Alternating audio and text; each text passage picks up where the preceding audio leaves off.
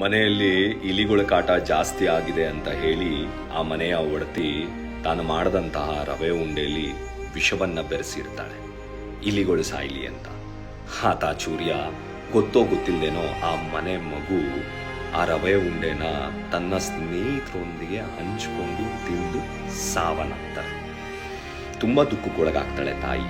ಆಗ ಮೇಲ್ಗಡೆ ಇದ್ದಂತ ಚಿತ್ರಗುಪ್ತ ಯಮನ ಕೇಳ್ತಾನೆ, ಇದೆಂತ ಘೋರ ಅಪರಾಧ.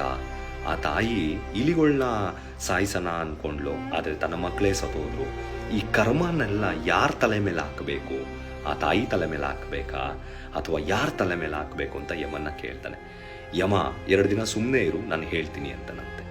ತುಂಬ ದುಃಖದಲ್ಲಿದ್ದಂತಹ ತಾಯಿಗೆ 2 ಸಮಾಧಾನದ ಮಾತು ಹೇಳೋಕ್ಕೆ ಅವಳ ಗೆಳತಿಯರು ಊರಿನಿಂದ ಬರ್ತಿರ್ಬೇಕಾದ್ರೆ ದಾರಿ ತಪ್ತಾರೆ. ಅಲ್ಲೇ ಕೂತಿದಂಥ ಅಜ್ಜಿನ ಕೇಳ್ತಾರೆ, ಇಂಥವ್ರ ಮನೆ ಎಲ್ಲಿ ಅಮ್ಮ ಅಂತ.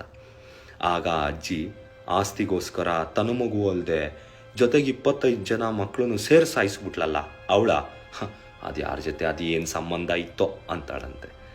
ಮಾಡ್ದವ್ರ ಪಾಪ ಆಡ್ದವ್ರ ಬಾಯಿಲಿ ಅಂತ ಯಮ ಎಲ್ಲ ಕರ್ಮಗಳ್ನು ಅಜ್ಜಿಗಾಗ್ತಾನಂತೆ.